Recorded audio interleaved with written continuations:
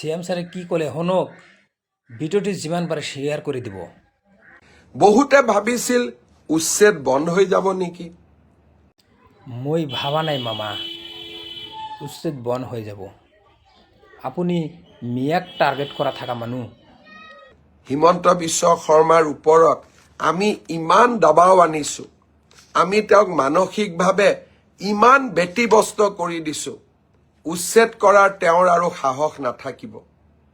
চিন্তা কৰাটো ভুল নাছিল, নেপাল বনোৱাৰ ষড়যন্ত্ৰটোও ভুল নাছিল, কিন্তু আপোনালোকক মই জনাব খুজিছো যে আপোনালোকক মই সন্তুষ্ট কৰিব নোৱাৰিলো।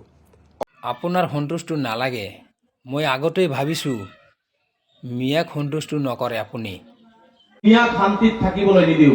আপুনি মিয়াক শান্তিত থাকিবলৈ দিয়াৰ বা কোন আৰু নিদিয়াৰে বা কোন? অহা 9 আৰু 10 তাৰিখে গোৱালপাৰা জিলাৰ দহিকটা এটা গান গাওঁ, যিসকলে ইলেকশ্যন খেলিব তেওঁলোকৰ কাৰণে। পলিটিক্স নকৰিবা বন্ধু।